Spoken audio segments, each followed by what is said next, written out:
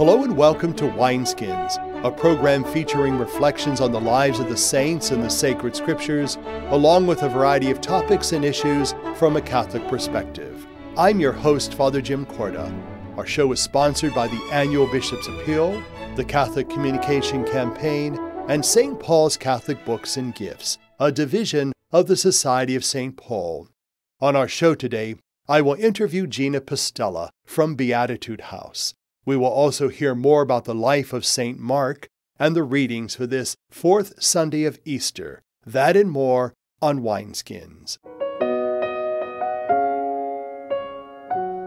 In our current issue segment, I will speak with Sister Mary Alyce Koval. Joining me now is Sister Mary Alyce Koval, who is the Parish Leader at St. Luke Church in Boardman, and welcome back to Wineskins. Thank you. It's good to be here. Last time you were here, we talked primarily about your role as a Parish Leader at St. Luke's. I think now what we'd like to do is kind of talk a little bit more about just ministry in general. You come from a varied background in ministry, whether it's administration or school ministry, whatever that is. I think the important thing is ministry is just what we're involved with and what we're doing. What is ministry to you in your long career? Honestly, I think even though I don't remember the day of my baptism, I believe that I was blessed by God at my birth and then at my baptism and given gifts that developed over the years. And at various stages of my life, I responded to that baptismal call to serve. I mean, even in high school, I was involved in different organizations at Ursuline High School. And then after I graduated, I entered the Ursuline community, and they have both called me and stretched me and recognized my gifts, called me to use those gifts, and I have responded. And I think one of the signs of a true genuine call to ministry is that a person feels satisfaction in their call. And I can honestly say whether it was teaching for the first 9 years of my Ursuline ministry or being a school principal for 32 years in various schools in the Mahoning and Trumbull County. And most recently, before I came to St. Luke's, I was a site director at Beatitude House, which was a ministry that I never thought I would be in because I just thought I would be in education. And in a sense, I was still in education, but it was a different phase of education. It was working with women and children who did not have the opportunities or maybe even know about opportunities to develop themselves personally, spiritually, and educationally. So I think working with these different groups of people, children, teachers and parents, and most recently at Beatitude House with these women and children who lived there, it has stretched me to recognize God's call to maybe move out of my comfort zone of the past 30 or 40 years and do something different.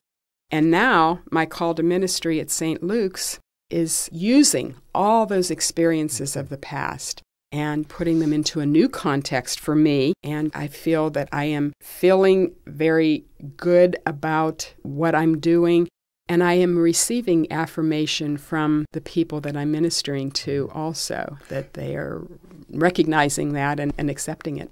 One of the words that comes to mind when we talk about ministry is collaboration. We can't do it alone, and we have never been able to do it alone. And so collaboration really is an integral part of who we are as people of God, but also as ministers in the church. How do you see, very briefly, collaboration working hand in hand with ministry? I believe I said that when I first came to St. Luke's, and I certainly did it at Beatitude House too. Working with people who maybe have skills and gifts different than mine, but bringing those gifts to the table and working to develop them in each other and in ourselves. I want to collaborate with the parishioners at St. Luke's as I had in the past, just because everybody has different gifts, and I think they all work together for the community. We are all church. That means different things to different people, but if you had to kind of state what exactly church is, what is that? To me, church is working in the here and now to build up the kingdom. That has sort of been my mantra over the years, that we each do our own little part to build up that kingdom And God is pleased with the efforts that we do because God alone knows what the end result of that kingdom is going to look like. But I think what we're doing here on earth is preparing all of us to celebrate that kingdom someday in the future. And certainly what comes to mind, Sister Mary Alice, is the motto of the Ursuline Sisters, Soli Deo Gloria, for the glory of God alone. Yes. And I think that is a beautiful way of building up the church and building up the community and the people of God. And so we thank you for doing that, and thank you for sharing your input on ministry with us today. Thank you. For Wineskins, I'm Father Jim Korda. The Feast of St. Mark is celebrated on Wednesday. To tell us more about this evangelist and companion of St. Paul is Brenda Antenucci. She is the Director of Religious Education at Blessed Sacrament Church in Warren. Mark was a disciple of Peter and the author of the second Gospel. We likewise know that he accompanied St. Paul on a mission to Cyprus after going from Jerusalem to Antioch with Paul and Barnabas, as recorded in the book of the Acts of the Apostles. For some unexplained reason, he returned to Jerusalem and embarked once again for Cyprus in the company of Barnabas, his kinsman. There had been some kind of disagreement between Paul and Mark, but eventually they were reconciled because Paul speaks of Mark as his collaborator and his consoler during his imprisonment in Rome. St. Mark was also closely associated with St. Peter, as is testified by Clement of Alexandria, Irenaeus, and Papias. St. Peter refers to Mark as my son, which could mean that Mark had been baptized by Peter. According to the historian Eusebius and the prologue to the ancient Latin version of St. Mark's Gospel, Mark ended his days as bishop of Alexandria. He is the patron of the city of Venice, Italy, which claims to have his relics, which were brought there from Alexandria in the 9th century. His symbol is the head of a lion, taken from the 4 creatures mentioned in Revelation chapter 4, verses 7 and 8. The texts of the prayers in the Mass describe the characteristics of St. Mark. We read in the opening prayer that God gave St. Mark the privilege of proclaiming your gospel. Tradition considers St. Mark to be the interpreter and mouthpiece of St. Peter, for which reason Mark's gospel has sometimes been called the Gospel of St. Peter. Evidently, since Mark was not an eyewitness to the actions and teachings of Christ, he must have learned the details from St. Peter. His gospel is a compendium of the entire life and activity of Jesus from his baptism to Calvary. Its purpose is to proclaim to the Gentiles that Jesus Christ is the Son of God. The entrance antiphon, like the gospel of the Mass, recalls the missionary apostolate mandated by Christ. Go out to the whole world and preach the gospel to all creation.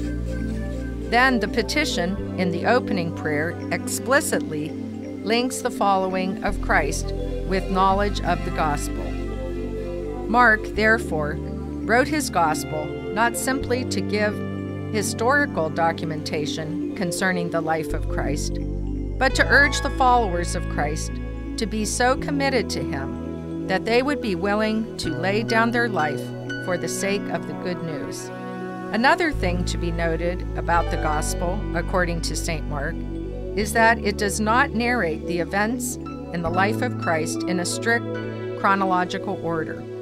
It is a theological narrative of the life of Christ that terminates after the Passion and death with a revelation of the identity of the Son of God.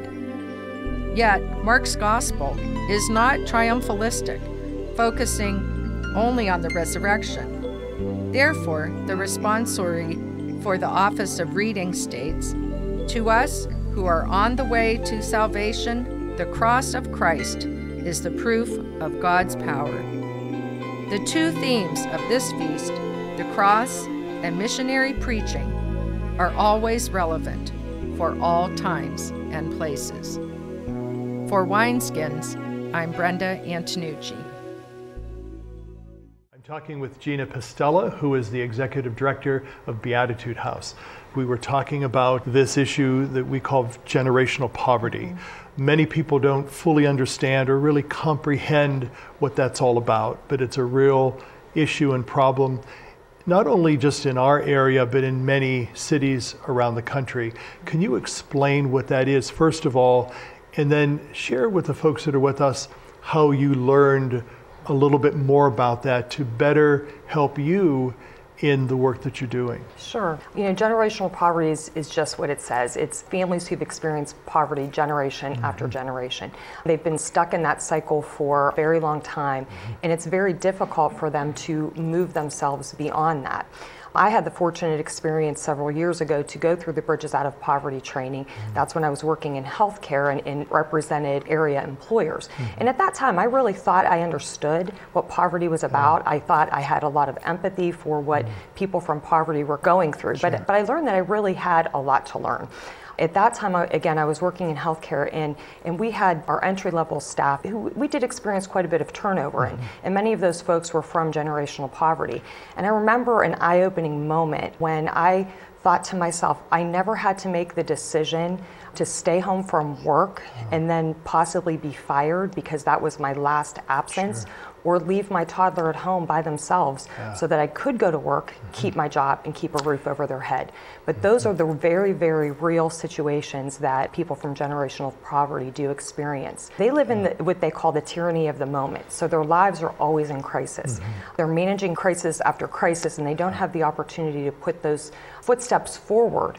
We were just talking today, and they were talking about helping some of the women keep appointments. And even something as simple as that, if you keep the appointments for a job interview or for accessing resources or for housing, then you're, again, taking steps forward. But many of them just don't have that structure in their lives. They've never learned to develop that structure because they can't.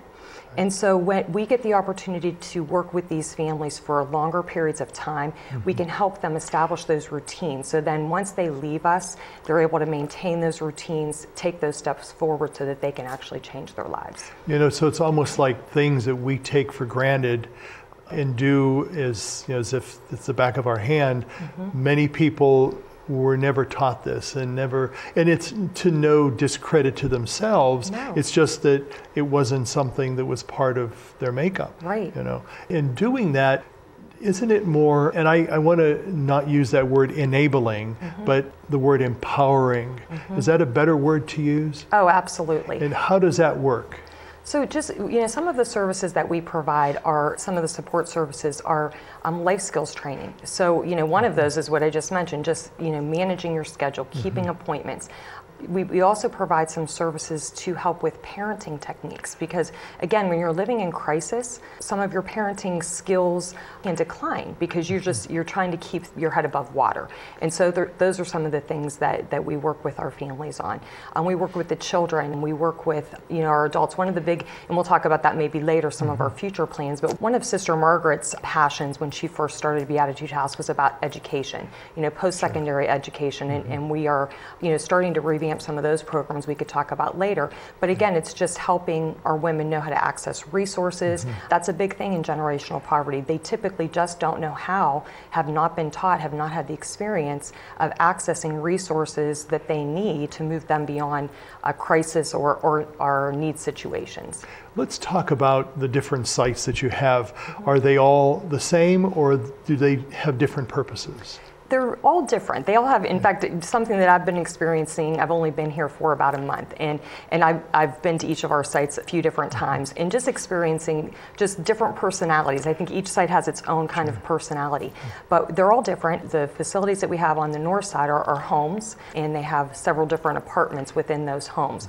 We also have locations that are former buildings that somebody else occupied, and some used to be classrooms, healthcare settings, so those have been adapted into apartments. We also have individual units throughout various areas of Mahoning County. And is the mission all the same. The mission is to... Yes, and we provide both transitional and permanent supportive housing. And that's the word I was looking for, transitional. Explain how that process works, because it's not something that is a forever thing. They're not there to live permanently. Yes. So in the transitional model, they come to us for a period of time, and that period varies just, depending on the situation. But during that time, we try to provide as many services as we possibly can so that when they are ready to leave and they have the ability to access a more permanent housing situation, they are very prepared for that and hopefully able to maintain that situation, both employment-wise, housing-wise, taking care of their children and so forth. So it's exactly what it says, transitional housing, yes. Let's say that some of the clients are really not prepared to move on. Do you give additional assistance, additional education to make sure that when they go out into the real world that they are prepared? We do as much as we possibly can, and if there's some type of, we have great partners also in the community, so if there's something that we are just not equipped to provide, we collaborate with so many different wonderful agencies and partners. So if they are moving on and we know that they do need some additional support services that we can no longer provide, again, make sure that they are well connected and have those relationships formed before they move on. To receive more information on that and other issues, and to listen to Wineskins, visit the website of the Catholic Diocese of Youngstown at www.doy.org. Stay with us. We'll be back in a moment. On May 13th, the World Apostolate of Fatima, Warren and Youngstown Byzantine Division, is blessing and commissioning the traveling pilgrim virgin icon of Our Lady of Fatima. The blessing will take place at Holy Trinity Byzantine Church on West Rayan Avenue in Youngstown, beginning at 10 a.m. with the Rosary and procession. Mass will be celebrated at 11 a.m. Private veneration will be from 1 to 3 in the afternoon. For more information, contact Catherine Moran at 330-647-3833. Again, that is May 13th at Holy Trinity Byzantine Catholic Church in Youngstown.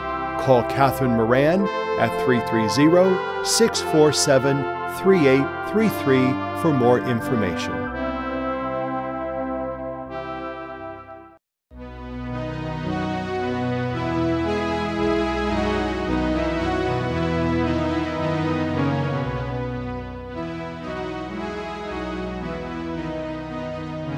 Hello, I am Bishop George Murray of the Catholic Diocese of Youngstown. During this holy season of Easter, we recall the presence of the risen Lord among us. Over 2,000 years ago, he told his disciples, "Remember, I am with you always, even to the end of time." As we celebrate his resurrection, may his gifts of love and joy fill your hearts and homes this Easter season.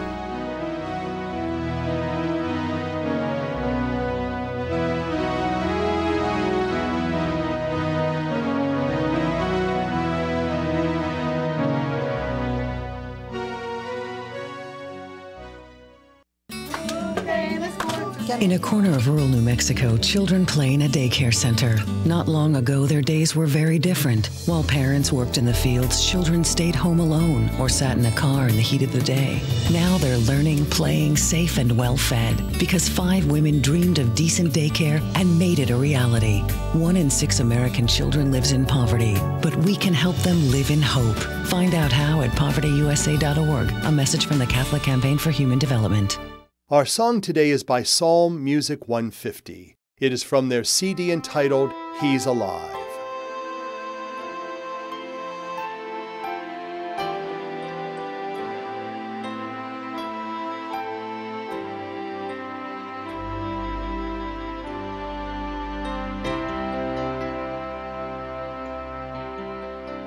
Your only Son, no sin to hide. But you have sent him from your side to walk upon this guilty side and to become the Lamb of God. Your gift of love they crucified.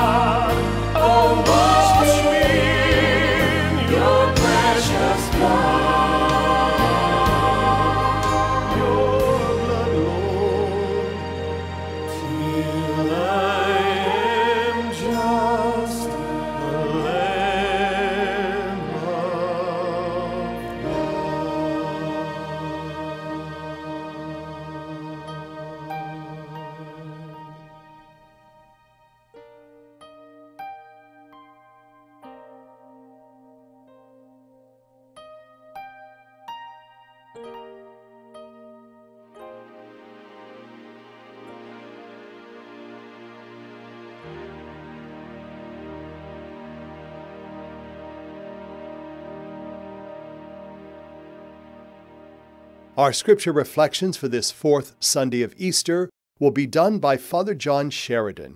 He is pastor of St. Peter Church in Canton and the rector of the Basilica of St. John in Canton. I am the Good Shepherd, and I know mine, and mine know me. In today's Gospel, Jesus teaches us about his true identity as our Messiah, and he teaches us how we are to respond to that truth. At the time of Jesus, a shepherd did not have a high status in the community. Even lower than the status of the shepherd was the hired hand who would assist in shepherding the sheep. This hired hand would get paid to go out and watch the sheep, but at the moment that any danger approached, he would run away. Jesus tells us, a hired man who is not a shepherd and whose sheep are not his own sees a wolf coming and leaves the sheep and runs away, and the wolf catches and scatters them. This is because he works for pay and has no concern for the sheep. The hired man represents those who claim to care for the souls of people, but are not willing to go to any trouble for them.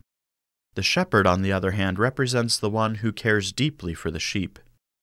A shepherd was usually a dirty, filthy person who was typically not very sociable with other human beings.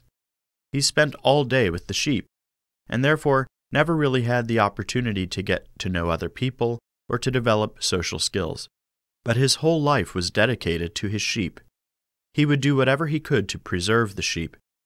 The sheep belonged to the shepherd, and so they were his entire life. That is what we are to Jesus. We are the sheep that he would do anything to preserve. In fact, he already did it. He died so that we could live. He gave himself freely into the hands of the wolf so that we, the sheep, could be saved. Jesus said, "This is why the Father loves me, because I lay down my life in order to take it up again." Like a shepherd in his own time, Jesus was often scorned by society. They were not ready to accept him. We heard from a speech of St. Peter in the first reading from the Acts of the Apostles. He spoke to the elders and the leaders of the people and said that Jesus is the stone rejected by you, the builders, which has become the cornerstone. There is no salvation through anyone else, nor is there any other name under heaven given to the human race by which we are to be saved. Jesus The only Son of God and the Messiah is our salvation. He has been rejected and scorned, but he freely laid down his life for us. Because of this, we are his sheep. We are the flock that he cares for. And as St. John says in our second reading, we are God's children now. What we shall be has not yet been revealed. We do know that when it is revealed, we shall be like him, for we shall see him as he is. Jesus, the Good Shepherd, has become the sacrificial lamb who died on the cross, so that we, the sheep, might have a share in his life. Because of his great sacrifice, we have become children of God, and we will one day see him like he is. We must be eternally grateful to God for giving up his Son even unto death on a cross for us. But we must also remember that it is not only for us, but for the sins of the whole world. Jesus tells us, I have other sheep that do not belong to this fold. These also I must lead, and they will hear my voice, and there will be one flock, one shepherd. To be Christian means to be one with God and his Son Jesus Christ, whom he has sent into the world. But it also means that we must be one with one another. How can we do that? We can love each other and help each other in moments of trial and pain. As Christians, it is our duty to go out into the world and to do the work of Jesus. In the Eucharist, we are fed by the Good Shepherd, who gives us himself as our bread. We must now go out into the world to continue his work. Wherever we go, whomever we meet, we are strengthened by the grace of God to do his work. Our faith requires this. Jesus, the Good Shepherd, was willing to lay down his life for the sake of his sheep. Are we willing to do likewise? Are we willing to give up all the things that keep us from him, to die to ourselves for his sake? I leave you again with the words of St. John. Beloved, see what love the Father has bestowed on us, that we may be called the children of God. Yet that is what we are. For Wineskins, I'm Father John Sheridan. Easter should be more than just an historical event. It should be a personal experience, filling our lives with peace, purpose, and power, because we are followers of him who has conquered death and the grave. Wineskins is made possible by the annual Bishop's Appeal, the Catholic Communication Campaign, and St. Paul's Catholic Books and Gifts. The program is produced by CTNY, the Catholic Telecommunications Network of Youngstown. I'm your host, Father Jim Korda, wishing you a blessed Sunday, a safe week, and remember to pray for an increase in vocations to the priesthood and religious life on this World Day of Prayer for Vocation.